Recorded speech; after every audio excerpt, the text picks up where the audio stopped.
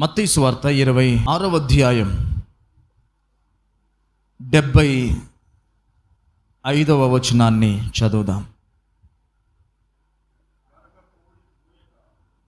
కనుక కోడి కూయక మునుపు నీవు నన్ను ఎరుగనని ముమ్మారు చెప్పెదవని యేసు తనతో అనిన మాట పేతురు జ్ఞాపకము తెచ్చుకొని వెలుపలికి పోయి సంతాపపడి ఏడ్చెను. పరిశుద్ధుడా, ఈ మాటలోంచి మాతో మాట్లాడు, కొత్త విషయాలు నేర్పించండి, సరిచేయమని, నిలబడి నన్ను కూడా మీ మహిమకై వాడుకొనమని యేసు నామములో పొంది ఉన్నాం తండ్రి. అందరూ సంతోషంగా ఒకసారి రెండు చేతులది గట్టిగా స్తోత్రం చెప్పండి. హల్లెలూయా. పిల్లల్ని కొంచెం కంట్రోల్లో పెట్టుకున్నామా, మధ్యలో కొంచెం డిస్టర్బెన్స్ క్రియేట్ అవ్వకుండా జాగ్రత్తగా చేద్దాం. బైబిల్లో పేతురు అనే వ్యక్తి తెలియని వాళ్ళు ఎవరైనా ఉన్నారా? మన ఇంటి పేరు మనకి ఎంత బాగా గుర్తో పేతురు గారు కూడా బైబిల్లో మనకు అంత బాగా తెలుసు. ఈ పేతురు గారి గురించి రాయబడినటువంటి ఒక సందర్భాన్ని మనం చదివాం. ఆ సందర్భంలో పేతురు సంతాపపడి ఏడ్చాడు అని రాయబడింది. పేతురు ఎలా ఏడ్చాడట? సంతాపపడి ఏడ్చినట్లుగా రాయబడింది.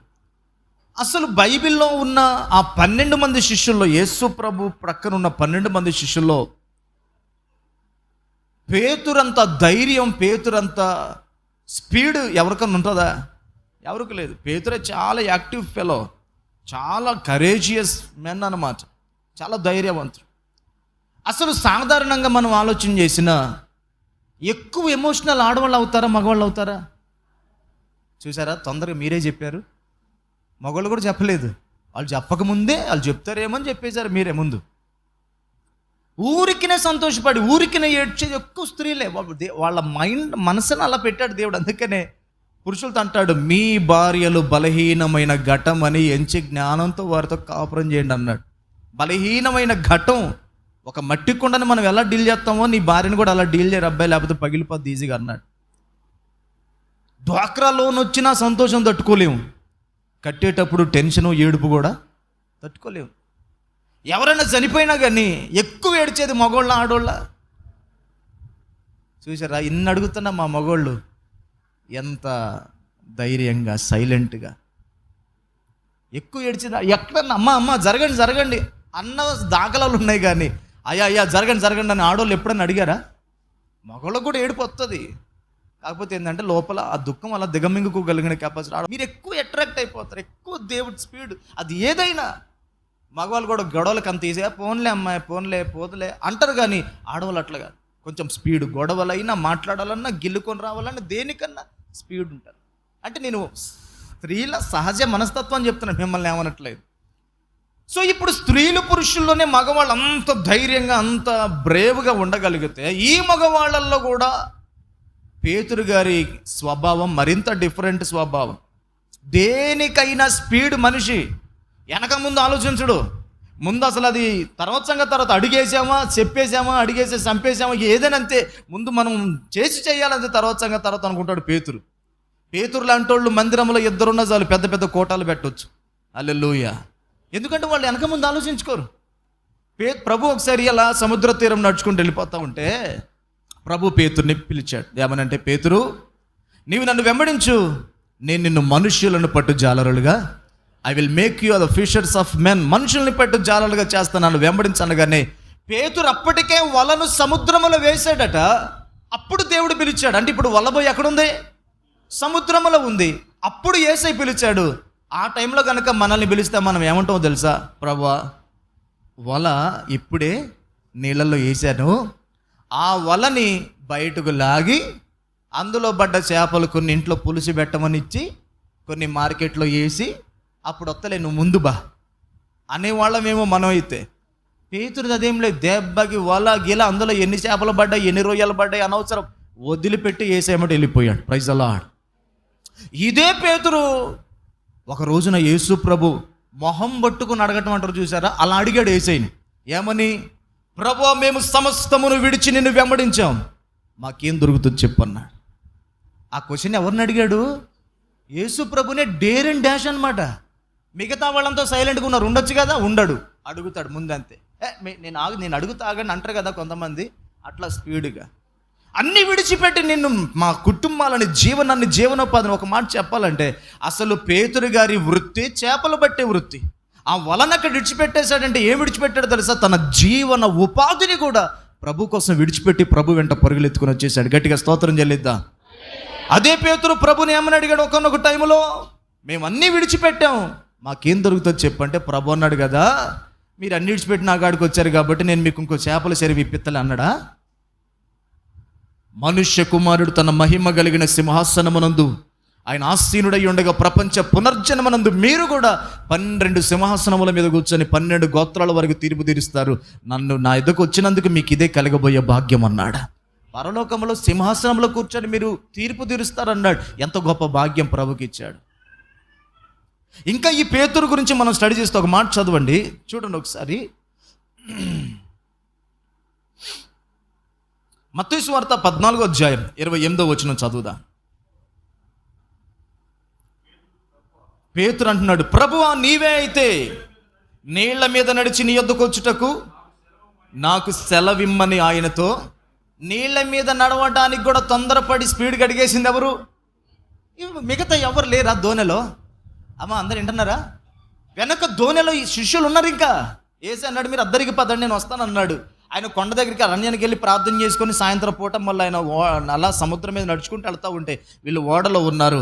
ఆ యేసు ప్రభుని చూసి భూతం అని భయపడతా ఉంటే నేనే భయపడమాకండి అని అందరికీ చెప్పాడు. అందరూ సైలెంట్గా ఉన్నారు. పేతురు గారు కూడా ఉండొచ్చు కదా, ఎమ్మట అంటాడు, నీవే అయితే ప్రభువా, నువ్వు అంటున్నావు కదా, నువ్వే అయితే నీలా నడిచే అధికారం నాకు కూడా ఈ అన్నాడు. ప్రభు కూడా రమ్మన్నాడు. మిగతా వాళ్ళంతా నడవడానికి ఆ అధికారం అడగడానికి ఇష్టపడరా? సైలెంట్గా ఉంటే ఈయన మాత్రం రఫ్ క్యాండిడేట్ అనమాట. ముందు నడవాల్సిందే, ఆయన నడిచినట్టు నేను నడవాలి. అందుకే చెప్పా, ఎట్లాంటి వాళ్ళు ఇద్దరున్న చాలు పెద్ద పెద్ద మీటింగులు పెట్టవచ్చు సంఘంలో. ప్రైజ్ అలాడ్ వేసుకున్న 1000 రూపాయలని 500 గుంజోళ్ళు ఉంటే ఎప్పటికీ పెట్టలేములే. కానీ పేతురు లాంటి వాళ్ళు ఇద్దరున్న చాలండి, పెద్ద పెద్ద సభలు పెద్ద పెద్ద పరిచర్యలు చేయొచ్చు. ఇంకొక సందర్భాన్ని మనం చదువుదాం, చూడండి. 15వ అధ్యాయం 15వ వచనం మత్తయి సువార్త. అందుకు పేతురు, ఈ ఉపమాన భావము మాకు తెలుపుమని యేసయ్య ఒక ఉపమానం చెప్పాడు. ఆగమ్మా,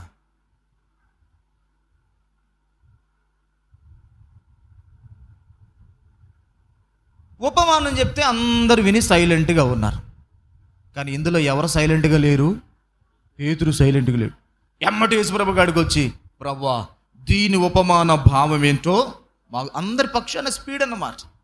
ఇదే పేతురు ఎన్ని సందర్భాల్లో స్పీడ్ అయ్యాడో నీకు ఇంకో మాట చూపిస్తాను. చూడండి, ఇంకొంచెం మనం కిందకు వస్తే మత్తయి సువార్త 16వ అధ్యాయం 22వ వచనం చదివితే, ఒకసారి 21వ వచనం చూడండి. అప్పటి నుండి తాను యెరూషలేమునకు వెళ్ళి పెద్దల చేతను ప్రధాన యాజకుల చేతను శాస్త్రుల చేతను హింసలు పొంది చంపబడి 3వ దినమున లేచుట ఆగత్యమని యేసు తన శిష్యులకు తెలియజేయ మొదలు పెట్టగా. అంటే ప్రసంగం అప్పుడే స్టార్ట్ చేశాడు, మధ్యలో కూడా పోలే ప్రసంగం.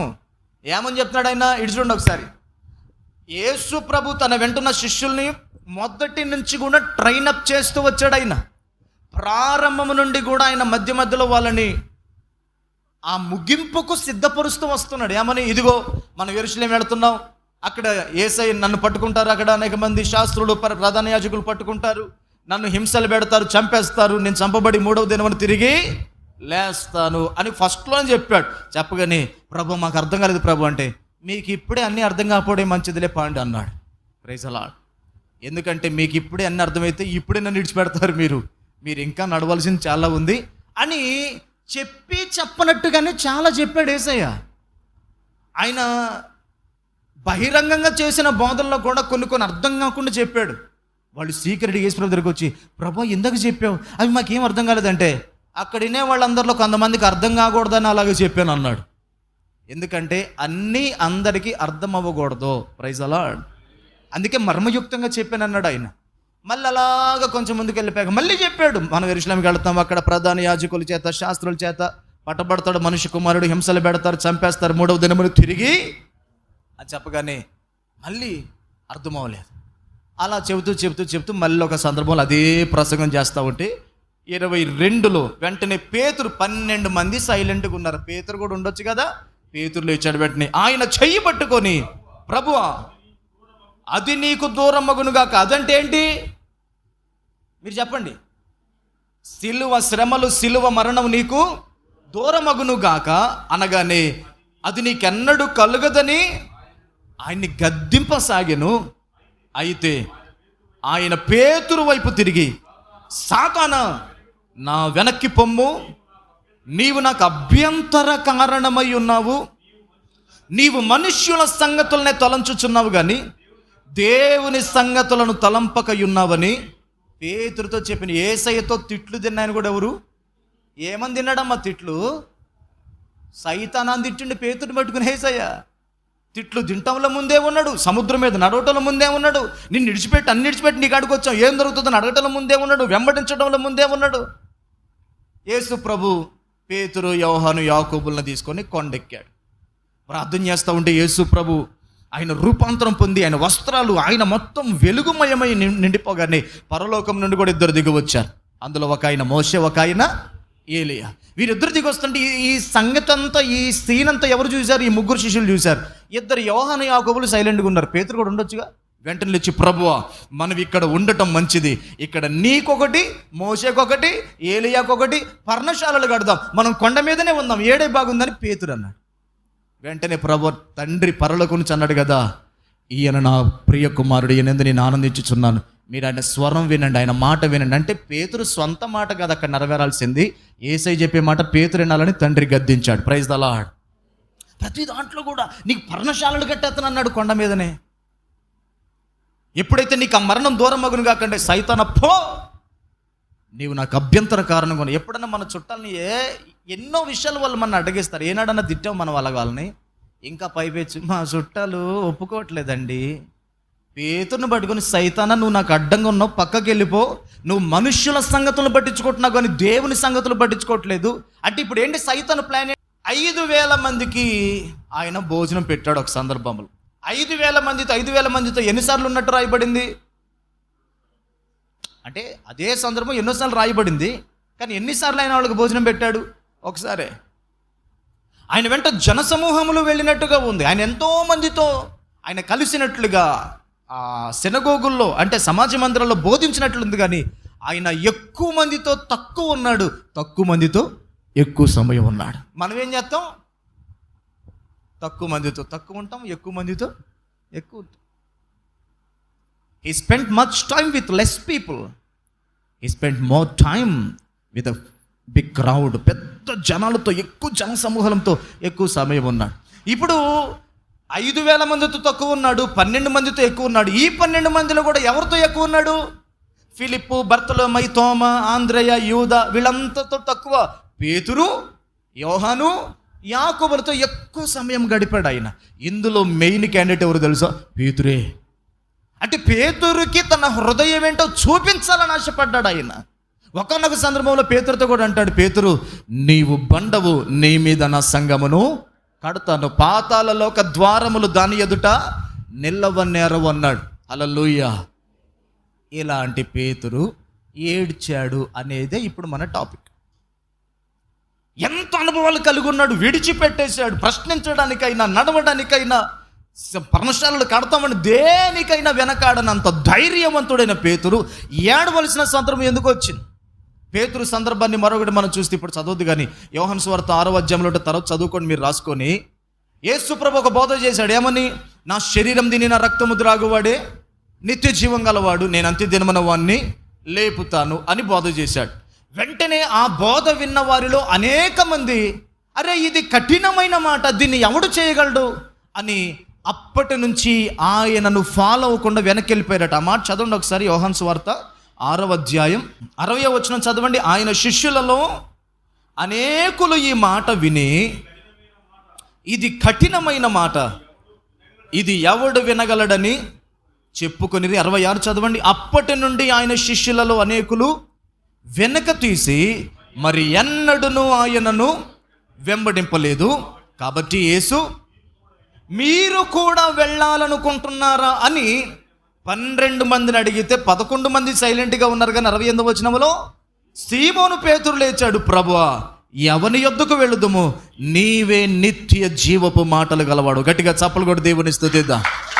హల్లెలూయా. యేసు ప్రభు ఒక్క బోధ చేస్తే, ఒక్క ప్రసంగానికి 100 మంది వచ్చి కూర్చోడానికి బదులుగా ఉన్నవారిలో చాలామంది వెళ్ళిపోయారు. ఒక్క ప్రసంగానికి సంఘం నిండడానికి బదులు సంఘం ఖాళీ అయిపోయింది. అందరు వెళ్ళిపోతుంటే, అన్న మీకోసమే పరలోకం నుంచి వచ్చా, నా అన్ని వదిలిపెట్టుకుని వచ్చా, మీరు లేకపోతే ఎలాగన్నా, మీరు లేకపోతే నడుతుందా ఈ మినిస్ట్రీ, మీరు లేకపోతే డ్రమ్ము కొట్టేవాడెవడు, పాడేవాడెవడు, చర్చ్ క్లీన్ చేసేవాళ్ళు ఎవరు, మీరు ఉండాలన్నా. ఏం కాదు, ఈసారి వాక్యం కొంచెం చిన్నగా చెప్తలే, ఇట్లా కఠినంగా చెప్పనులే అని యేసయ్య ఏమన్నా రిక్వెస్ట్ చేశాడు. ఆయన్ని చెప్పాడు, ఇబ్బంది అనిపించింది, ఎడతండి అలాగే చూస్తున్నాడు. కానీ అనుకున్నోళ్ళు వీళ్ళేం తిట్టపోతారు అని అనుకున్న 12 మంది మాట్లాడుకుంటున్నారు.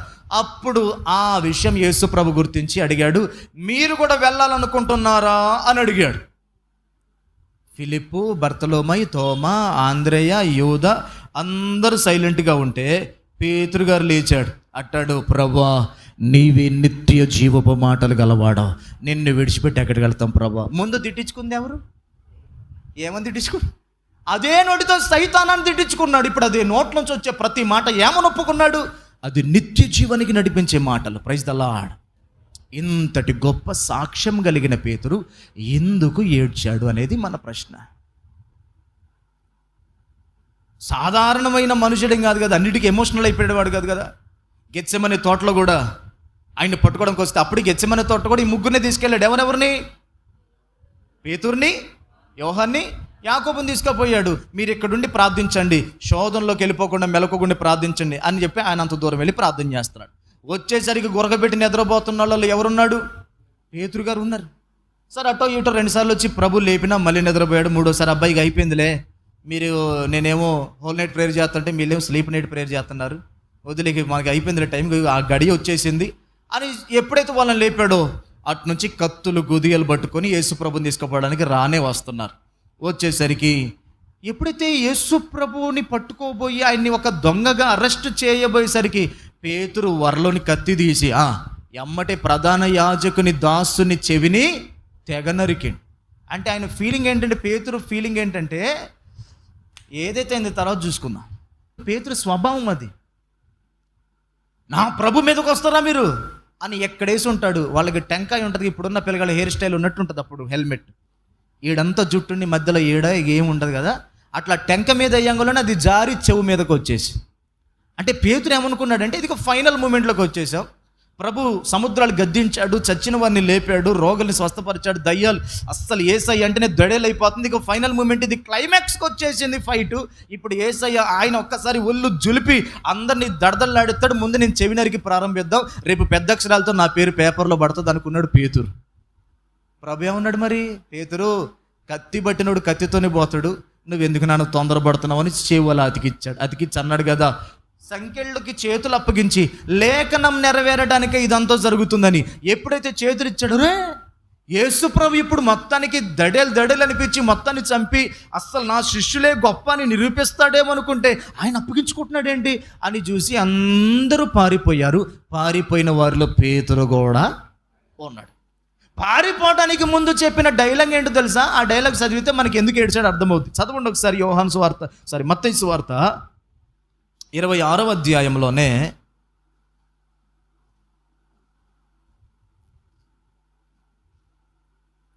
30వ వచనం చదవండి. అంతటా వారు కీర్తన పాడి ఒలీవల కొండకు వెళ్ళిరి. అప్పుడు యేసు వారిని చూచి, ఈ రాత్రి మీరందరూ నా విషయమై అభ్యంతర పడతారు, ఏలయనగా గొర్రెల కాపరిని కొట్టుదును, మందలోని గొర్రెలు చెదరిపోతాయి,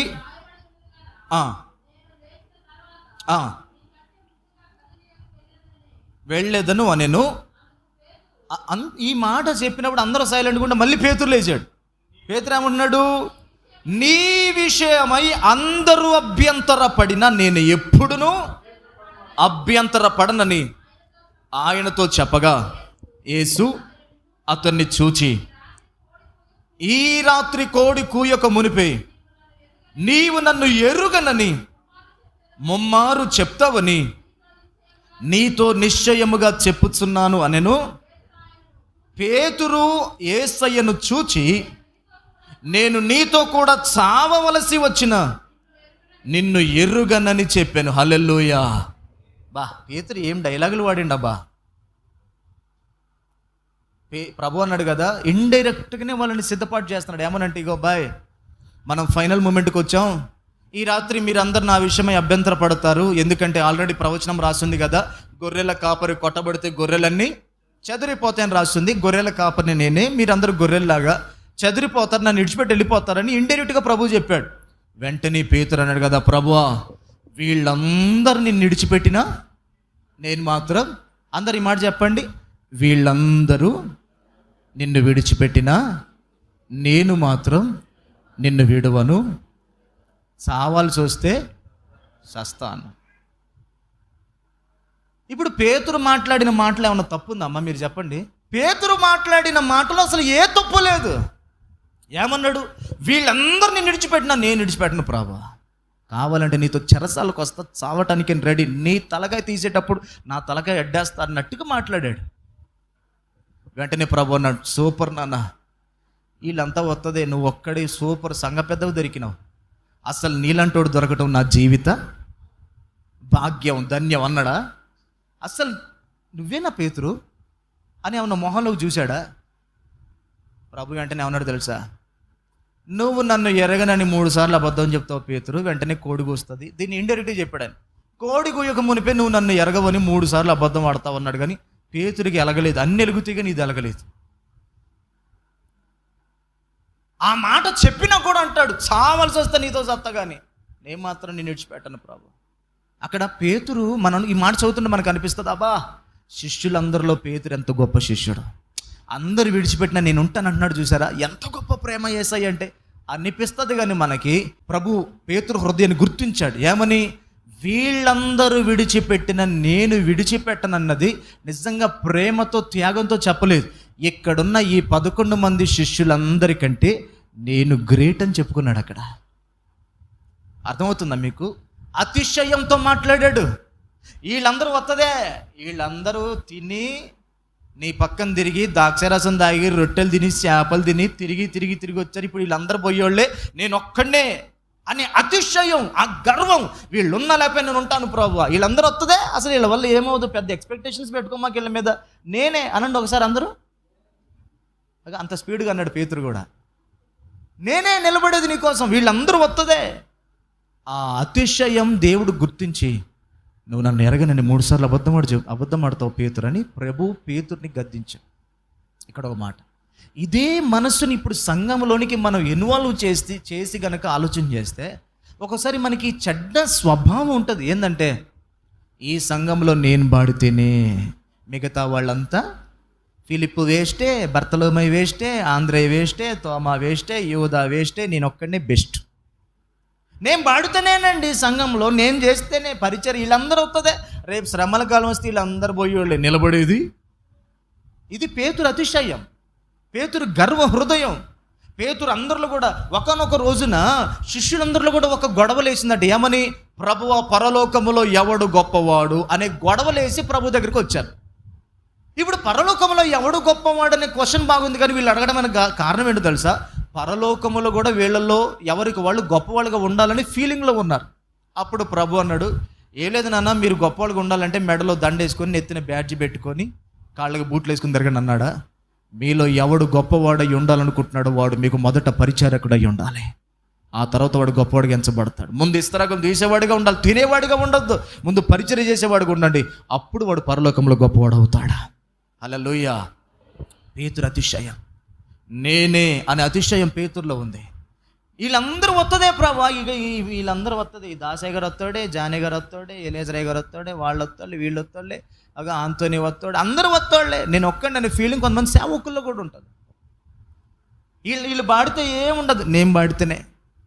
వీళ్ళు ప్రసంగం చేస్తే అసలు ఏముండదు, నేను ప్రసంగం చేస్తాను. నిజంగా ఈ ఫీలింగ్తో నేను ఎన్నోసార్లు ఫైట్ చేసి ప్రభు దగ్గర క్షమాపణ అడిగి ఎన్నోసార్లు నన్ను నేను ప్రశ్నించుకొని గద్దించుకొని సరి చేసుకున్న దినాలు చాలా ఉన్నాయి.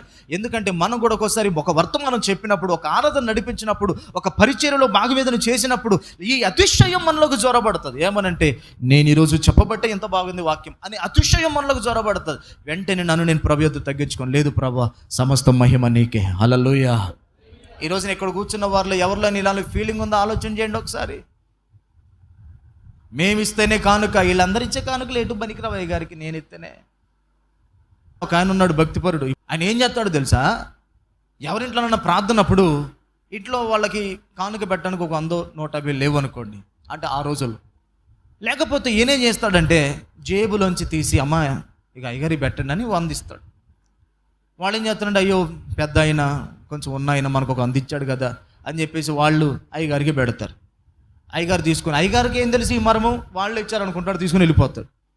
ఆ తర్వాత ఊరంతా డబ్బా ప్రచారం చేస్తాడు. ఏమని? వాళ్ళ ఇంట్లో కనీసం 100 కూడా లేకపోతే నేను ఇస్తే వాళ్ళ అయ్యగారికి ఇచ్చా. అయ్యగారికి ఆ రోజు ఇచ్చిన అయ్యగారు తీసుకున్న కానుక ఎవరిది అనుకున్నారు? అయ్యి నా పర్సులో డబ్బులు అయ్యి. ఈ డబ్బాకి రేపు డమడమలాడి పరలోకం పోయా. హల్లెలూయా, ఆమేన్ అంటారు. చూడండి, పేతురు అతిశయం ఎంత ప్రమాదకరం అంటే, నేనే ప్రభువా వీళ్ళందరూ విడిచిపెట్టినా నేను నీకోసం నిలబడతాను.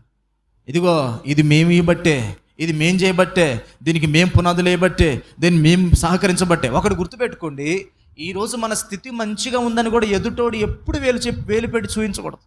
ఒకసారి సమూయేలు మొదటి గ్రంథం 8వ అధ్యాయంలోకి రండి. మొదటి వచనం నుంచి చదవండి.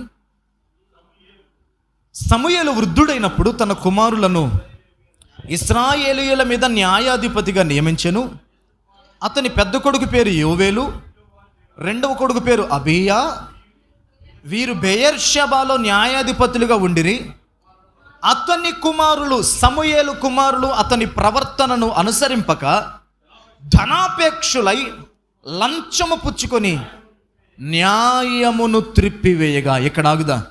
ఒకప్పుడు ఏలీ కుమారులను గద్దించింది ఎవరు? దేవుని మందిరంలో పరిచర్య ఆగిపోయినప్పుడు, హోప్ని ఫినెహాసులు దుర్మార్గులుగా మార్చబడినప్పుడు, ఆ షిలోహులో ఉన్న దేవుని మందిరములో ఆ పరిచర్య ఆగిపోయినప్పుడు, ఆ 2 కుమారుల మీదకి, తండ్రి మీదకి దిగిరి వచ్చిన శిక్ష ఎలాంటిదో, ఇదిగో నీ కుమారులు దుర్మార్గులై ఉన్నారు, దేవుని దృష్టికి శిక్ష దిగివస్తుందని సమూయేలు గద్దించాడు ఆ ఏలీ కుమారులని. ఒకప్పుడు సమూయేలు గద్దించేవాడు ఉన్నాడు. ఈ సమూయేలు పెద్దవాడు అయ్యాడు, కొన్ని సంవత్సరాలు గడిచింది, అతనికి పెళ్ళయింది, అతని కొడుకులు కూడా పుట్టారు. అరే సమూయేలు కొడుకులు, సమూయేలు గారి కొడుకులు ప్రవక్త కొడుకులని పెద్ద అతిశయంతో పెరిగారు ఈ పిల్లలు. ఒకానొక టైంలోకి వచ్చరికి ఈ పిల్లలు కూడా ఆ రోజు ఏలీ కొడుకులు ఎలా ఉన్నారో ఈరోజు సమూయేలు కొడుకులు కూడా అలా అయిపోయారు. వాళ్ళు ఎలాంటి క్యారెక్టర్కి వచ్చారు తెలుసా? ధనాపేక్షల లంచగుండులోకి వచ్చేసారు. న్యాయాన్ని త్రిప్పివేసేవారుగా ఉన్నారు. ఒకప్పుడు సమూయేలు వెళ్ళి గద్దించాడు అయ్యగారు కొడుకుల్ని, ఇప్పుడు ఈ అయ్యగారు కొడుకులు ఎలా చెడిపోయారు? ఆ కొడుకులు అలా ఉన్నారు, ఈ కొడుకులు అలా అయిపోయారు. ఈరోజు మన ఫ్యామిలీ బాగుందని, ఈరోజు మన పిల్లలు బాగున్నారని వీళ్ళు చిన్న పిల్లలని, ఈరోజు సమాజంలో ఎవరెవరు చెడిపోయారో వాళ్ళకి ఏలెత్తి చూపితే రేపు మన పిల్లలు కూడా పెద్దవాళ్ళు అవుతారు. జాగ్రత్త. ఈరోజు సమూయేలు వెళ్ళిపోయి గద్దించాడు. సమూయేలేం అతిశయించలేదు, నా పిల్లలు అలాగుండరు, నేను అలాగుండను అతిశయించలేదు. కానీ మన స్వభావం ఎలా ఉంటుందంటే, ఎదుటి వారిలో ఏ బలహీనత ఉందో, ఇంకా మనుషుల్లో చెప్పాలంటే మన దగ్గర ఏదుందో అది ఎవరి దగ్గర లేదో వాళ్ళ దగ్గరికి వెళ్ళి దాని గురించి మాట్లాడటంలో మనుషులు పైశాచిక ఆనందాన్ని పొందుకుంటారు. మీరు ఎప్పుడైనా ఆలోచించారా? మన దగ్గర ఏదుందో అది ఎవరి దగ్గర లేదో వాళ్ళ దగ్గరికే వెళ్ళి మన దగ్గర ఉన్న దాని గురించి, వాళ్ళ దగ్గర లేని దాని గురించి మాట్లాడి ఎదుటివాడు బాధపడుతుంటే పైన ఓదార్చినట్టుండి లోపల పైశాచిక ఆనందంతో నాట్యం ఆడే సమాజంలో ఉన్నాం మనం. నీకు అర్థమవుతుందా? సమూయేలు ఒకప్పుడు ఏలి కొడుకుల్ని గద్దించాడు, కానీ ఈరోజు సమూయేలు కొడుకులు పాడైపోయారు. వాళ్ళు ధనాపేక్షలు లంచగొండులైపోయారు. వాళ్ళను చేయబట్టి ఒక రాజు నియమించాల్సి వచ్చింది. ఈరోజు సమాజంలో కూడా ఎదుటి వారి పిల్లలు ఒకవేళ చెడిపోయిన వారుగా కనబడుతుంటే, వారు ఒకళ్ళ మందుకో లేకపోతే పాపనుకో దేనికో ఇబ్బంది, వాళ్ళు వ్యసనాలకు వెళ్ళిపోయి బలహీనైపోతే వారిని దూషించక ద్వేషించక సాధ్యమైతే వారి కోసం ప్రార్థన చేయండి, కానీ వాళ్ళ మీద రాయేది. ఎందుకంటే ఏ రోజు మన కుటుంబంలో ఏ రిజల్ట్ బయటపడుతుందో మనం చెప్పలే. హల్లెలూయా. కాబట్టి పేతురు అతిశయాన్ని ప్రభు విరవటానికి ఆ మాట అన్నాడు. ఏంటి పేతురు అతిశయం? నేనేయబట్టే, నేను చెయ్యబట్టే, నేను నిలబడబట్టే వీళ్ళందరూ ఉండోళ్ళు కాదు, వీళ్ళంతా వస్తుంది, ఈ సంఘం అంతా వస్తుంది, ఈ సంఘంలో నేను ఉండబట్టే, ఇదిగో నేను ఇటుకలు ఇయ్యబట్టే, నేను కంకర ఇయ్యబట్టే, నేను చేయబట్టే, నేను పరిచయం చేయబట్టే, అసలు నేను లేకపోతే లేదండి సంఘం అన్నట్టుగా పేతురు ఆ రోజు ప్రభుతో మాట్లాడాడు. వెంటనే ప్రభు అన్నాడు, నీవు నన్ను ఎరుగనని ముమ్మర అబద్ధమాడతావు. వెంటనే కొడుకు ఆ మాట కనుక నిజంగా మంచిదై ఉంటే ప్రభు ఆ మాట అంటాడా? నిజంగా పేతురు పలికిన మాట మంచిదై ఉంటే ఓకే నాన్న, దేవుడు నిన్ను స్థిరపరచను కాక అనాలి యాక్చువల్గా. కానీ ప్రభు వెంటనే నువ్వు నన్ను ఎరిగినని 3 సార్లు అబద్ధం ఆడతావు పేతురు అని పేతురుతో చెప్పాడు. పేతురుకి అర్థం కాలే. ఇక ప్రభుని తీసుకుపోయారు. ప్రభుని బేడీలు వేసి అందరు తీసుకుపోతుంటే ఆ సందర్భం చదువుదాం చూడండి, త్వరగా ముందుకు వెళదాం. 26వ అధ్యాయంలోనే మత్తయి సువార్త 57వ వచనం చదువుదాం. యేసును పట్టుకొని వారు ప్రధాన యాజకుడైన కయప యొద్దకు ఆయన్ని తీసుకుని పోగా అక్కడ శాస్త్రులను పెద్దలను కూడియుండిరి. పేతురు ప్రధాన యాజకుని ఇంటి ముంగిటి వరకు ఆయనను దూరము నుండి వెంబడించి లోపలికి పోయి దీని అంతము ఏమవును చూడవలనని బంట్రౌతులతో కూడా కూర్చుండి. ఎలా వెంబడించాడట? పైన ఆయనను దూరము నుండి వెంబడిస్తున్నాడు. Praise the Lord. ప్రభు అంటే ప్రేమ ఉంది, కానీ భయం ఉంది ఒక పక్క. ఏమని? ప్రభుని తీసుకుపోయినట్టుగా నన్ను కూడా. కానీ ముందు చెప్పిన డైలాగ్ ఏంది? ప్రభువుకి చెప్పిన డైలాగ్ ఏంది? ప్రభువా, వీళ్ళందరూ విడిచిపెట్టినా నేను నిన్ను విడిచిపెట్టను. ఈయన ఏం చేసిండు ఇప్పుడు? ప్రభుని అలాగే తీసుకెళ్తున్నారు. అక్కడ ప్రధాన యాజకులు సిబ్బంది అంతా కూడా ప్రభుని తీసుకెళ్తా ఉంటే వెనక నుండి గుంపులో పడి వెళ్తున్నాడు. ప్రభు మీద ప్రేమ కొట్టుకలాడుతుంది పేతురికి, కానీ నిలబడే ధైర్యం లేదా. వెళ్ళిపోయి బంట్రౌతులతో కూడా కూర్చున్నాడు. అసలు ఏం జరుగుతుంది? ప్రభుని తీసుకుపోయారు, అక్కడ ఏం జరుగుతుంది, ముగింపు ఏంటి అనే టెన్షన్తో పేతురు కూర్చున్నాడు. కిందకు వస్తే 69వ వచనంలో అప్పటికే ప్రభుని ముఖం మీద ఉమ్మి వేసి గుద్ది కొట్టి ఆయన్ని నానా బాధలు పెడుతుంటే బయట కూర్చున్నాడు పేతురు. 69వ వచనంలో పేతురు వెలుపటి ముంగిట కూర్చుండి ఉండగా ఒక చిన్నది అతని యొద్దకు వచ్చి నీవును అనెను, నేనుండలేదు, నీవు చెప్పు సంగతి నాకు తెలియదని అందరి ఎదుట నేను. హల్లెలూయా. ఏమన్నాడమ్మా పేతురు ముందు? మనం కూడా పాడతాం కదా, సావైనా బతుకైనా. పాడండి ఆ పాటలను, కొత్త పాటలను దేవుడు తెలుసు. రాళ్లతో నన్ను కొట్టిన గాని ఒక్క రాయైతే చచ్చి మానేచ్చు, నిలబడుదురు గాక. కానీ అసలు ప్రస్తుతం ఎలా ఉంది మన భక్తి? షడ్రక్ మేషక్ వలే అబెద్నగో వలే, ఏందది నెక్స్ట్? దానియేలు వలే యేసయ్యా నీకై బ్రతకాలని. మరి దానియేలు జీవితంలో సింహాల గుహ ఉంది, మరి మన జీవితంలో కూడా ఇప్పుడు దానియేలులాగా బ్రతకాలంటే ఒక సింహాల గుహని ఇన్వైట్ చేసినట్టే కదా. షడ్రక్ మేషక్ అబెద్నగో లాగా నేను ఉండాలి ప్రభు అంటే ఒక అగ్నిగుండాన్ని ఇన్వైట్ చేసినట్టుగా మరి ఉంటాం ఆ టైంలో. విరిగి నలిగిన నా హృదయాన నీకే సింహాసనం, బ్రతికెద నీ కోసమే చావైనా. ఇవన్నీ తోటలో పేతురు చెప్పిన మాటలు ఇవన్నీ. హలో, అర్థమవుతుందా? ఒక్క ఫంక్షన్లో సాక్ష్యం నిలబెట్టుకోలేమండి, ఒక్క అన్యజనుడి ముందు సాక్ష్యం కాపాడుకోలేం, ఒక్క దేవుని నమ్మునుడి ముందు రోషంతో నిలబడలేవు. ఎందుకు మన సాక్ష్యాలు? పేతురు కూడా లేని పని మాటలు మాట్లాడాడన్ని. ప్రభా నీకోసం నిలబడతాను, చావాలని చేస్తాను ప్రభా అని ప్రభుతో అన్నాడు. కానీ ఏం జరిగింది? అందరితో పాటు కూర్చున్నాడు. ఒక చిన్న పిల్ల వచ్చి పేతురు గారిని చూసి, పేటర్ అంకల్, మన నువ్వు యేసు ప్రభుతో తిరుగుతాడు, నేను చూసినలే, ఏం జరిగినట్టు కూర్చున్నావు. పేతురు గారు, నాకు తెలుసు, మీరు మొన్న కొండపల్లిలో పోతుంటే ఒక బేకరీ కాడ కనపడ్డావు, నువ్వు నాకు యేసు ప్రభుతో నువ్వు పానీపూరి బండి దగ్గర నిలబడ్డావు, నేను చూసాను నిన్ను అని చెప్పంగానే ఒక చిన్న పిల్ల ముందు సాక్ష్యం నిలబెట్టుకున్నాడు. ఎందుకండి ఈరోజు మన ప్రవర్తన కూడా అలాగ ఉంది. ఆలోచించండి. మాటలేమో ఓ పెద్ద పెద్ద మాటలు, దేని ముందు నిలబడలేము. దేనికి? పాటల్లోనేమో సచ్చినా నీ కోసం, బతికినా నీ కోసం, ఏదైనా నువ్వే అని పెద్ద పెద్ద మాటలు మాట్లాడుతాడు. ఒక అన్యజనుడు ముందు, దేవుని నమ్మనుడు ముందు, భయంకరమైన ఆచారాలు సాంప్రదాయాల ముందు కనీసం ప్రభు కోసం నిలబడలేకపోతే ఎందుకు? మనం కూడా ఏడకొచ్చి ఏం పాడడం ఇంపార్టెంట్ కాదు, పాడకపోయినా దండగలేదు, ఇంటికాడ సాక్ష్యం కాపాడుకోండి. ఆమెను చెప్పండి. ఏడకొచ్చి పెద్ద పెద్ద పాటలు పాడకపోయినా పర్లేదు, ఇంటికాడ బూతులు ఆపండి. సాక్ష్యం, ఊర్లో సాక్ష్యం కాపాడుకోండి. రహస్యంగా ఉన్నప్పుడు నీ పరిశుద్ధతను కాపాడుకో. అదే ఆరాధన. అసలు ఏడకొచ్చి ఆరాధన అని చేతులెత్తు అడవుడు చేయాల్సిన అవసరం లేదు. నువ్వు ఒంటరిగా ఉన్నప్పుడు నీ కలుగుతున్న శోధని జయించి చూడు, అదే నిజమైన ఆరాధన ప్రభు ఎదుట. సావటానికి వస్తావు ప్రభు అని ప్రభుతో అన్నాడు, కానీ ఏడుకొచ్చారు చిన్న పిల్ల వచ్చి, నిన్ను నేను చూసా, నువ్వు యేసు ప్రభు శిష్యుడివే, భలే సైలెంట్గా దాక్కున్నావు అందరి ముందు అని చిన్నపిల్ల గుర్తుపట్టి. ఎమ్మటి అమ్మాయి ముందు ఏమన్నాడు? ఇంక నయ్యం నోరు నొక్కి అవతలకు తీసుకోపోలే. అమ్మాయి, నాకు అసలు యేసు ప్రభు అంటే ఎవరో, ఆ మాట చదవండి ఒకసారి. నీవు చెప్పు సంగతి నాకు తెలియదని మొదట అన్నాడు. 71లో అతడు నడవలోనికి వెళ్ళిన తర్వాత మరి ఒక చిన్నది అతన్ని చూచి, వీడును, పేతురును పట్టుకుని ఏమన్నది? వీడును నజరేయుడగు యేసుతో కూడా ఉండెనని అక్కడి వారితో అందరితో చెప్పింది. అగోగో పేతురు అక్కడ ఉన్నాడు, పీటర్ అంకుల్ అక్కడ కనపడుతుండు, అక్కడే ఉన్నాడు, పోండి అని అందరితో చెప్పింది. చెప్పేసరికి వాళ్ళు వెళ్ళిపోయి, ఆ చిన్నది వెళ్ళిపోయి, చదవండి అన్నమాట.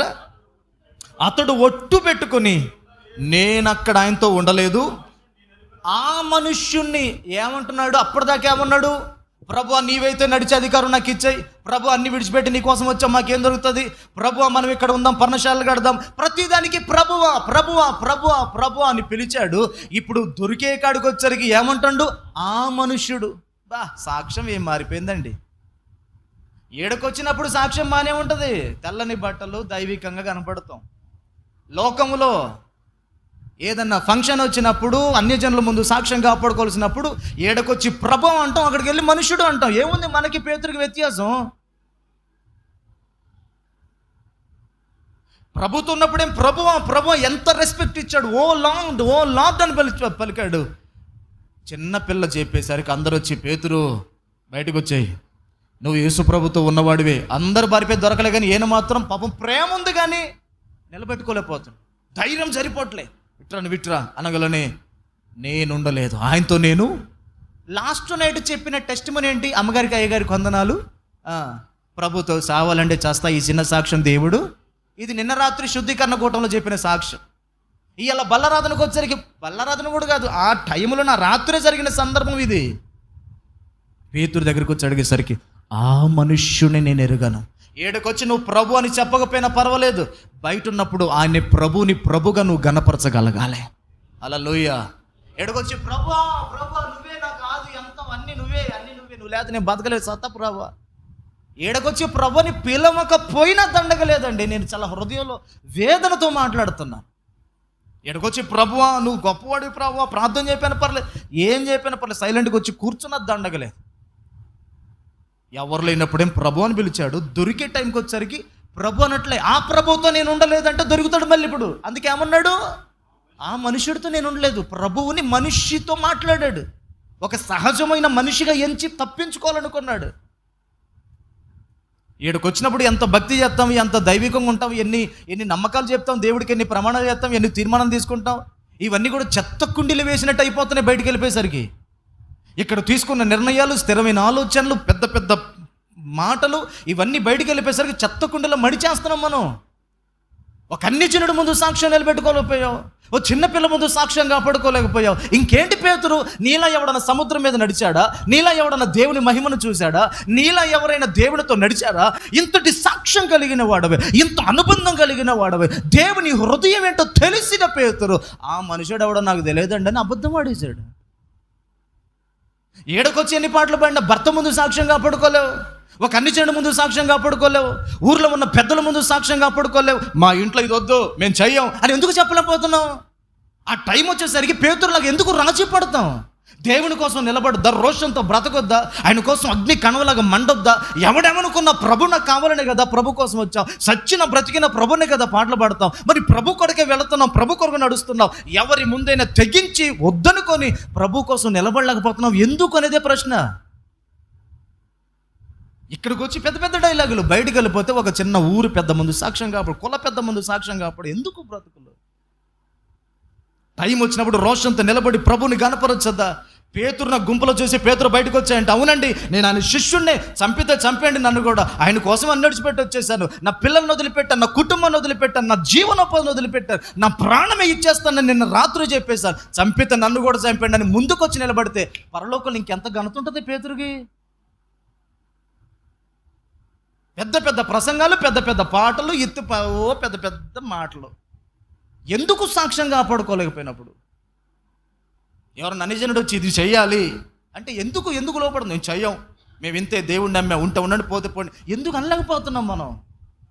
అదని కదా ఏదైనా. రెండో సందర్భంలో కూడా అబద్ధం ఆడాడు. మూడో సందర్భంలోకి రండి, 73లో అప్పటికి ఒట్టు పెట్టాడట. ఒట్టు పెట్టి నేను ఉండలేదు, నా మనుషుడు తెలియదు అన్నాడు. ఇంకా కిందకు వస్తే కొంతసేపు అయిన తర్వాత ఇక్కడ నిలిచి ఉన్నవారు పేతురు వద్దకు వచ్చి, నిజమే, నీవును వారిలో ఒకడివే, నీ పలుకు నిన్ను గూర్చి సాక్ష్యం ఇచ్చుచున్నదని అతనితో చెప్పిరి. అందుకు అతడు మళ్ళీ ఆ మనుష్యుని నేను ఎరుగనంటాడు చెప్పి శపించుకొనుటకును ఒట్టు పెట్టుకొనుటకును మొదలు పెట్టెను. వెంటనే కోడి కూసాను. మూడవసారి కూడా అడిగాడు పేతురుని. పేతురు 2 సార్లు అబద్ధం ఆడినప్పుడన్నా బలి వెలిగిందా పేతురికి? అరే నిన్న రాత్రి ప్రభు చెప్పాడు ఆ మాట గుర్తురాలే. మూడోసారి కూడా నువ్వు యేసు ప్రభు శిష్యుడు కదా అని అడగానే మూడోసారి కూడా ఒట్టు పెట్టుకొని ఏడుస్తున్నాడట, తనను తాను శపించుకుంటూ ఏడుస్తున్నాడట. నేను రాఖీ పండగ నేను గ్రూప్లో ఒక మెసేజ్ పెట్టేవారని చూసారా? అవి చూడరుగా, గ్యాస్ బండి ఎప్పుడు వస్తుంది, పింఛన్ ఎప్పుడు పెరిగిద్ది, ఏమని పెట్టినంటే నిజమైన క్రైస్తవులకు రక్షకునితో బంధం తప్ప రక్షాబంధం లాంటివి ఏమీ లేవని పెట్టాను. ఇది నిజమా కాదా మీరు చెప్పండి? అసలు ఆ లాజిక్తో, ఆ మాటలతో మనకి ఏమైనా సంబంధం ఉందా? ఆ స్వీట్ల వెనక, తాళ్ళ వెనక మనకి ఏమైనా పొత్తుందా? యథార్థంగా మాట్లాడండి, ఉంటున్నాం పోతే పోయినాం. ఏమన్నా అసలు సంబంధం ఉందా? లోకానికి మనకి ఏమైనా సంబంధం ఉందా? వెలుగుకు చీకటితో ఏమి పొత్తు? దేవుని మందిరానికి ఆలయాలతో ఏమి పొందిక? అవిశ్వాసితో విశ్వాసికి పాలెక్కడ? కొరింథీ సంఘాన్ని పౌలు గారు గద్దించలేదా? ఆ చీకటంతా, లోకమంతా వద్దనుకునే కదా మనం లోపలికి వచ్చింది. మళ్ళీ ఎక్కడికి వచ్చి దాన్ని దగ్గరించుకుంటే ఇంకెందుకు మన సాక్ష్యం? ఒక రాఖీ పండగ మనాడు మన సాక్ష్యాన్ని కాపాడుకోలేము. నేను కట్టించుకోను. మా చెల్లి ఎక్కడ పొద్దుటూరు నుంచి మా బాబాయ్ బిడ్డ నాకు ఫోన్ చేసింది ఒక 2 సంవత్సరాల కిందట. ఆ టైంలో కూడా నేను వీళ్ళు బాధపడతారు, వాళ్ళు బాధపడతారు, కట్టించుకో అన్నాను. సెంటిమెంట్ల మీద కట్టించుకున్నా, నాకు ఇష్టం లేకపోయినా. కానీ మా చెల్లి ఫోన్ చేసింది. అన్నయ్య అన్నది ఫోన్ చేసి. ఏం చెల్లా అన్న? రేపు వస్తుంది అన్నయ్య అన్నది. రేపు రాఖీ పండగ ఇవాళ ఫోన్ చేసి. ఎందుకు చెల్లా నువ్వు వచ్చేదన్న? అనగలోనే నీకు పువ్వు కడతా అంటాను. ఏం పువ్వు అమ్మా? రాఖీ పువ్వు కడతా. నువ్వు రేపు మాత్రం రావద్దు చెల్లె, రేపు ఆగి ఎల్లుండి రా. నువ్వు పువ్వు కట్టొద్దు, నాకు నోట్లో లడ్డు పెట్టొద్దులే, కానీ నీకు మిక్సీ కావాలంటే మిక్సీ, కుక్కర్ కావాలంటే కుక్కరు, మంచి చీర కావాలంటే ఏది కావాలంటే అది కొనిపిస్తా, సంతోషంగా నాటుకోడి కొత్త తిని అది తీసుకొని పోదు, కానీ ఎల్లుండి రా అన్న. ఆ రోజు నుంచి ఈ రోజు వరకు కూడా ఇక నన్ను అడగరు. నిజమైన క్రైస్తవులకి రక్షకునితో బంధం తప్ప రక్షాబంధంతో సంబంధం ఏమి? నిన్న నిజంగా పురుషులందరూ ఇక్కడ ఆ సాక్ష్యం కలిగి ఉన్నారా? యథార్థంగా ఒప్పుకోండి ఒకసారి. నన్ను తిట్టుకున్న తర్వాత సంగతి, నేను దేవుని వాక్యం మాట్లాడుతున్నాను. ఎవరైనా ఇప్పుడు చెప్పే వాక్యానికి శత్రువులు అయితే నాతుగా శత్రువులు, పరిశుద్ధాత్మకే మీరు శత్రువులు అయిపోతారు. హల్లెలూయా. మూడోసారి కూడా ఏమన్నా అబద్ధం ఆడాడట. ఒట్టు పెట్టుకొని ఆయన తిట్టుకుంటున్నాడట. నా బతుకు. మనం కూడా ఒకసారి తప్పు చేసి దొరికినప్పుడు చేసిన వాళ్ళు ఏదో ఒప్పుకో, చేసిన వాళ్ళు ఏదో ఒప్పుకోంటే అప్పుడు ఎట్లా ఎడుతాం చెప్పండి మనం? నా బతుకు పాడుగా నేను చిన్నప్పటి నుంచి ఇంతే, నన్ను ఎవరు ఒప్పుకోరు. ఈ ఏడుపంత ఏంటంటే బయటపడతామేమో తప్పించుకోవడానికి ఏడుపిది. మీకు అర్థమవుతుందా? నన్ను చిన్నప్పటి నుంచి నన్ను ఎవ్వరు వారు అసలు నేనంటేనే అసలు లోపల ఉన్న తప్పుని బయటకు రానిరు, కానీ ఏడుపుతో మేనేజ్ చేస్తుంటారు. పేతురు కూడా అదే చేశాడు. వెంటనే కొక్కరొక్కో, నా కోడి కూడా ఎమ్మటే పక్కనే ఉంది కుయ్యటానికి. కోడి గుయ్యగానే బుర్రంతా షాక్ అయిపోయింది పేతురికి. నిన్నటి రాత్రి నేను చెప్పిన మాట ఏంటి? ప్రభువు వెళ్ళిపోతుంటే నేను తప్పించుకున్నాను. 3 సార్లు అబద్ధం కూడా ఆడేశాను.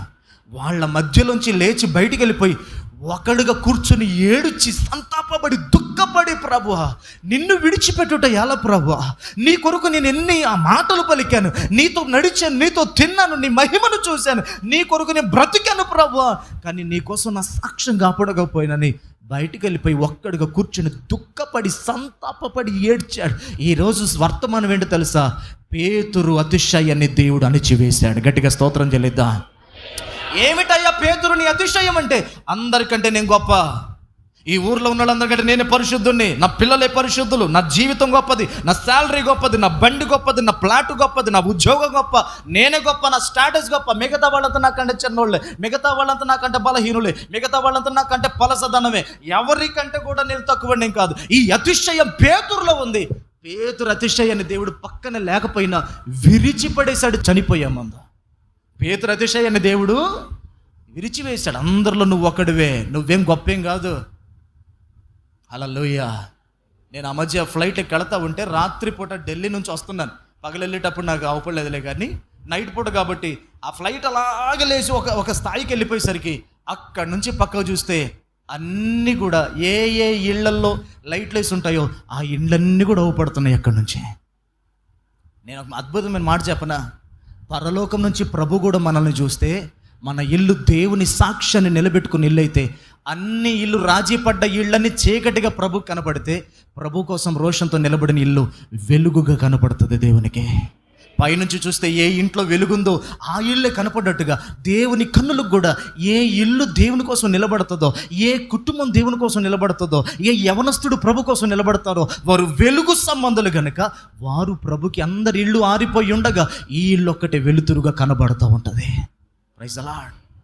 పేతురు మూడోసారి కూడా అబద్ధం చెప్పేశాడు, సాక్ష్యాన్ని పోగొట్టుకున్నాడు, ఏడవటం మొదలుపెట్టాడు. పేతురు అతిశయం విరవబడింది. వెంటనే నేను ఒక్కడే ప్రభు అనుకున్నాడు. పేతురు ప్రభు బయటకు వచ్చాక కూడా ప్రభుని ఇక ఏమాత్రం హెచ్చింపులోకి వెళ్ళిపోలేదు. ప్రభు అన్నాడు, మీరు పరిశుద్ధాత్మ కోసం కనిపెట్టండి, ఎవరు బయటికి వెళ్ళొద్దు అంటే, వీళ్ళందరికంటే నేను ఎక్కువ అనుకున్నవాడు ఇప్పుడు ఎక్కువ కాదు, అందరితోనే సమానం అని అందరితో కలిసి 10 రోజులు ప్రార్థన చేయగా పరిశుద్ధాత్మ అభిషేకం దిగింది వాళ్ళ మీద. వెంటనే పేతురు లేచి నిలబడి ప్రసంగం చేశాడు. గట్టిగా స్తోత్రం చెల్లిద్దాం. అప్పటి వరకు సాక్ష్యాన్ని కాపాడుకొని పేతురు ఇప్పుడు ఆయన లేచి సాక్ష్యం చెప్పాడు. ఆయన లేచి ప్రవచనాల మూలంగా వాక్యాన్ని పలకడం మొదలుపెట్టాడు. వెంటనే 3,000 మంది మారు మనసు పొంది రక్షణ పొందారు ఆ గడియలో. ఒకప్పుడు చిన్న పిల్ల ముందు అబద్ధం ఆడిన పేతురు ఇప్పుడు అదే పేతురు అపోస్తలుడైన తర్వాత అతని ముందు అననీయ సపీరా అబద్ధం ఆడితే అక్కడికక్కడికి ఎగిరిపడి చచ్చిపోయి అంత గొప్ప అపోస్తలుడిగా మార్చబడ్డాడు పేతురు. ఒకప్పుడు పేతురు అబద్ధం ఆడాడు, నిలబడలేకపోయాడు. కానీ అదే పత్రికలో, పేతురు రాసిన 2 పత్రికల్లో ప్రభు కోసం కష్టం వస్తే నిలబడండి, ధైర్యంగా ఉండండి, బెదరమాకండి అని రాశాడు. ఆ మాట చదవ. పేతురు రాసిన మొదటి పత్రిక 3వ అధ్యాయం 14వ వచనం చదవండి. మీరు ఒకవేళ నీతి నిమిత్తము శ్రమపడినను మీరు ధన్యులే. వారి బెదిరింపునకు భయపడకండి, కలవరపడకండి. ఈ మాట ఎవరు రాశారు? ఇప్పుడు ఇది పేతురు. ఒకప్పుడు భయపడ్డదెవరు? పేతురే. కలవరపడ్డదెవరు? పేతురే. ఈరోజు సంఘానికి మనకి మాదిరి అయ్యాడు పేతురు. పేతురు కూడా ఎలాంటి మరణం వచ్చింది తెలుసా? ఇటు చూడండి. పేతురు కూడా ఎలాంటి మరణం వచ్చింది తెలుసా? ప్రభు కోసం పరిశుద్ధాత్మను పొందుకొని అతడు రోషంతో నిలబడ్డాడు. సావైన బతుకే నువ్వే ప్రభా అనే స్థాయికి వచ్చేసాడు. చివరికి పేతురు ఎదుర్కొన్న మరణం ఏంటంటే సిలువ మరణం పేతురు కూడా ఎదుర్కొన్నాడు. అయితే పేతురు తగ్గింపు ఏంటో తెలుసా? ప్రభువుని తలకు పైకి కాళ్ళకు కిందకి పెట్టి సిలువ వేశారు. నేను ప్రభుతో సమానుని కాదు, ప్రభుతో తిన్నా, ప్రభుతో తిరిగినా, ప్రభు మహిమ చూసినా, ప్రభు ఎదుట గొప్ప సాక్ష్యాన్ని సంపాదించుకున్నా, ఇప్పుడు ఏ పొజిషన్లోకి వచ్చాడు పేతురు అపోస్తలుడు అయ్యాక అంటే, నేను ప్రభుతో సమానుని కాదు. ఆయన తల పైకి కాళ్ళు కిందకు పెట్టి సిలువేస్తే నా కాళ్ళు పైకి పెట్టి తల కిందకు పెట్టి సిలువ వేయండి అని చెప్పి అతడు సిలువ వేయబడి చంపబడి ప్రభు కొరకు హతసాక్షిగా మార్చబడ్డాడు. ఏమిటి రోజు సందేశం, వర్తమానం అంటే పెద్ద పెద్ద మాటలు మాట్లాడటం కాదు, సాక్ష్యాన్ని నిలబెట్టుకోండి. Praise the Lord. ఎదుటిగా ఉన్న అన్ని జనులు మన కోసం ఎవడు ప్రాణం పెట్టలేదు, ఎవరు మనల్ని పిలవలేదు, ఎవరు మన జీవితాన్ని గొప్ప చేయలేదు. ప్రభువే మన కోసం ఉన్నాడు, ప్రభు మనల్ని పిలిచాడు. ఎవరికంటే గొప్పని మీరు ఎప్పుడు అనుకోవద్దు. హల్లెలూయా. ఒకడు కారులో పోతాడు తన పిల్లల్ని ఎక్కించుకొని, మనం బండి మీద పోతాం. సో వాట్ అండి? వాళ్ళు కార్ల మీద పోతే ఏంటి, మనం బండి మీద పోతే ఏంటి? ఎలాగైతే గమ్యాన్ని కడుతున్నామో లేదా, వాళ్ళు కారులో వెళితే నేను కూడా కారులో వెళ్ళాలని రూల్ ఏమైనా ఉందా? ఆ రోజుకి ఒకటి బిర్యానీ చేసుకుంటాడు, మనం బెండకాయ పులుసు పెట్టుకుంటాం, తప్పే ఉంది. ఆ రోజు ఒకళ్ళు ఏసీలో పడుకుంటాడు, మనం ఇసనగరతో విసురుకుంటూ ఆరు బయట వాకిట్లో పడుకుంటాం, తప్పే ఉందండి. ఒకటితో పోల్చుకొని ఎందుకు? నిజంగా మీరు దేవునికి భయపడే వాళ్ళని ఎప్పుడు నిరూపణ అవుతుందో తెలుసా? ఈ మాట చూడండి ఒకసారి. మనకంటే గొప్పవాడిని రెస్పెక్ట్ చేసినప్పుడు కాదు దేవుడు అంటే భయం మనకి. మనకంటే చిన్న వాళ్ళు ఉంటారు చూసారా, మనంత జ్ఞానం లేని వాళ్ళు, మనంత స్థాయి లేని వాళ్ళు, మనంత తెలివి లేని వాళ్ళు, మనంత స్థాయి లేని వాళ్ళు ఉంటారు చూసారా, వాళ్ళని ఎలాంటి మనసుతో ట్రీట్ చేస్తున్నామనే దాన్ని బట్టి ప్రభు మన జీవితం దీవిస్తాడు. మనకంటే గొప్పవాడు కార్ల దగ్గర నేను వెళ్ళిపోయి షేక్ హ్యాండ్ ఇచ్చి కౌగిలించుకుంటే అందులో పెద్ద మ్యాటర్ ఏమి లేదు. చిన్నవాడు, మనకు ఫంక్షన్కి వెళ్ళిపోయాం, బండి మీద వెళ్ళిపోయాం, ఆటో మీద దిగాడు, కొత్త బట్టలేం కాదు, మామూలు బట్టలే, ఆ పేరగాని చెప్పులో ఏయో పాత సాతి వేసుకొని ఒక సంచిలో బట్టలు వేసుకొని పిల్లల్ని చేతిలో నడిపించుకుంటూ వస్తున్నాడు. బాగా చెమటలు గారుతున్నాయి, ఆకలి అవుతున్నట్టుగా ఉంది. వెంటనే చేసి ఏడదేముందిలే అని ఇటు తిరిగి డబ్బున్నోడితో ముచ్చట పెట్టగా, డబ్బున్నోడిని కూడా మర్చిపోండి. ఆమె చెప్పండి ఒకసారి, వాడి బంగారం, వాడి గొప్పతనం, కార్లు మర్చిపోండి. అసలు దూరం నుంచి పేదవాడిగా ఆటోలో దిగి నడుచుకుంటూ వస్తాడు చూసారా, వాళ్ళ దగ్గరికి వెళ్ళి షేక్ అండి, చన్నా బాగున్నారా, ఎంతకాలం మిమ్మల్ని చూడక, రండి భోజనం చేద్దాం రండి, పిల్లలు బాగున్నారా అని చెప్పేసి మీరు మాట్లాడి వారిని ఘనపరిచి పంపించి చూడండి, దేవుడు నిశ్చయంగా మీ జీవితాన్ని దిగిస్తాడా. అది మనం కోరుకోవలసిన స్వభావం. అది ప్రభు నా మనసులో ఒక భారం పెట్టాడు. ఏమిటా భారం అంటే, ఎవరైనా ఒక ఇద్దరు సేవకులకి ఏదో ఒక సహాయం చేయాలి. ప్రతి నెల ఒక ఇద్దరు సేవకులకి ఏదో ఒక సహాయం నేను చేయాలి. నా దగ్గర 2,300 రూపాయలు వేరొక వాళ్ళకి పంపించడానికి నేను దాచిపెట్టి నా దగ్గర ఉన్నాయి. సో ఇప్పుడు ఇందులో ఎవరికి పంపాలి ప్రభువా, ఎవరు సేవకులకి సహాయం చేరాలని నేను ప్రార్థన చేశాను. ప్రభు నాకు ఒకరిని నడిపింపులోకి ఇచ్చాడు. ఆయన ఎవరంటే, గుంటూరు దగ్గర బాపట్ల నుంచి 16 కిలోమీటర్ల దూరంలో ఉన్న సేవకుడు. ఆయన యవ్వన ప్రాయంలో సేవకుడు, పాపం 20 మందో 15 మందో సంఘం, 30 మంది వరకు, చాలా దీన స్థితిలో ఉండి సేవ చేస్తున్నాడు. అలాంటి సేవకుని నాకు దేవుడు మనసులోకి జ్ఞాపకం చేశాడు. విజయవాడలో ఒకసారి పరిచయం అయ్యాడు, ఇక పరిచయమే లేదు, కానీ ఆయనకి పంపించి డబ్బంతా అని ప్రభు చెప్పాడు.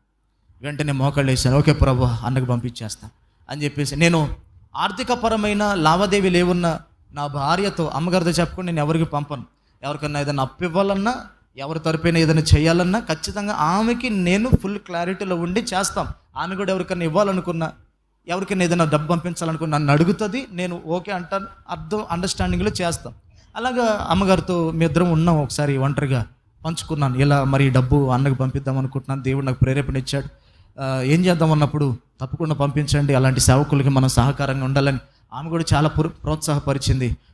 వెంటనే నేను అన్నకు ఫోన్ చేశాను, అన్న బాగున్నారా, ఎలాగున్నారు, ఏంటన్నా ఆర్థికంగా అన్నీ బాగున్నాయంటే, అన్న పర్లేదు బాగున్నాం అన్న, సంఘం బాగానే ఉందని చెప్పాడు. కానీ పై మాటలన్నీ. ఆ తర్వాత నేను అన్నాను, అన్న మీకు చిన్న సహాయం పంపించాలని దేవుడు నన్ను ప్రేరేపించాడు, ఆ సహాయం నేను మీకు పంపిస్తాను, మీ ఫోన్పే నెంబర్ చెప్పండి అంటే వెంటనే వందనాలు చెప్పాడండి. ఎంతో సంతోషంతో వందనాలు చెప్పాడు. ఇది నేను హెచ్చించుకోవడానికి చెప్పట్లేదు, చిన్నవారిని మనం ఎంత ప్రేమతో చూస్తామో దాన్ని బట్టి దేవుడు అంటే ఎంత భయం ఉందో, భక్తి ఉందో అర్థమవుతుంది మన పట్ల. హల్లెలూయా. అన్న సహాయం పంపిస్తాను అని చెప్పేసి ఫోన్పేలో వెంటనే ఆ 2,000 రూపాయలు అన్నకు పంపించాను. పంపించి అన్న మీ అకౌంట్లోకి 2,000 రూపాయలు పంపించాను చూడండి అంటే, వెంటనే ఎంత దుఃఖకరమైన వాయిస్తో కృతజ్ఞతలు చెప్పాడు తెలుసా. అన్న నిజంగా దేవుడు ఎంతో గొప్పవాడో, దేవుడు ఎంతగా నన్ను ప్రార్థన ఆలకిస్తున్నాడో దీన్ని బట్టి తెలిసిపోయింది. నేను చర్చి కరెంటు బిల్లు కట్టక 2 నెలలన్నా. శుక్రవారం రోజు నేను మాట్లాడాను, శనివారం ఒకరోజు లేదు, ఆదివారం వచ్చి లైన్ కట్ చేస్తానన్నారు. దేవుడు నాకు సహాయం పంపాడు, మిమ్మల్ని అడ్డు పెట్టుకుని నాకు సహాయం పంపాడన్న. ఈరోజు నాకు అవసరమైంది అమౌంట్, నేను కరెంటు బిల్లు కట్టాలని 2 నెలలుగా సంఘ బిడ్డలతో చెప్తున్నా, ఒక్కరు కూడా ఏ మాట మాట్లాడకుండా వెళ్ళిపోయారు. కానీ దేవుడు నమ్మదగిన వాడు, మీలో నుంచి మిమ్మల్ని ప్రేరేపించి దేవుడు నాకు సహాయం పంపాడని 20 నిమిషాలు కన్నీటి పర్యంతమై అన్న నాతో మాట్లాడాడు. దేవునికి స్తోత్రం. నేను ఇప్పుడు చేసింది గొప్ప కాదు, దేవుడు నాకు ఇస్తున్న ఎంతలో నుండో కొంచెం తీసి అన్నకు పంపించాను. కానీ ఇక్కడ అద్భుతం ఏంటో తెలుసా, పెద్ద సేవకుల పక్కన ఫోటోలు దిగాలని వాళ్ళకి దగలబెట్టమాకండి, వేల రూపాయల డబ్బులు. దీన సేవకులు ఉన్నారు, యాంప్లిఫైర్లు బాగు చేయించుకోలేని సేవకులు ఉన్నారు, కనీసం సైకిల్ పంచర్ వేయించుకోలేని సేవకులు ఉన్నారు, రేకు పగిలిపోతే పట్ట కప్పుకొని బ్రతుకుతున్న సేవకులు ఉన్నారు. భార్యకి 2 నెలలని ఒక చిన్న చీర కొనివ్వలేని సేవకులు ఉన్నారు. పిల్లలకి ఫీజు కట్టలేని సేవకులు ఉన్నారు. వాళ్ళని మనం సహాయపడదాం, వాళ్ళని గణపరుద్దాం.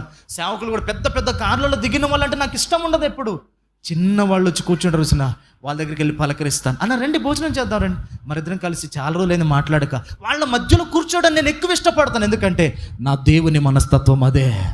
హల్లెలూయా. పేతురు అతిశయం. ఈరోజు మనకు కూడా అలాంటి అతిశయం ఉందేమో, మనం కూడా గర్విస్తున్నామేమో. ఎక్కడైనా మన ఇంటిని బట్టి, ఒంటిని బట్టి, వ్యాపారాన్ని బట్టి, పొలాన్ని బట్టి, ఆర్థిక లావాదేవీలను బట్టి, పిల్లల జాబుల్ని బట్టి, దేన్ని బట్టినా మనం ప్రౌడ్గా ఉంటున్నామేమో. అతిశయం, పేతురు అతిశయాన్ని దేవుడు విరిచివేశాడు.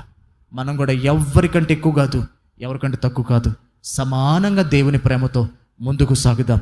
పేతురే ఆ తర్వాత ఒక గొప్ప పరిచర్య చేసి ప్రభుకు హతసాక్షి అయిపోయాడు.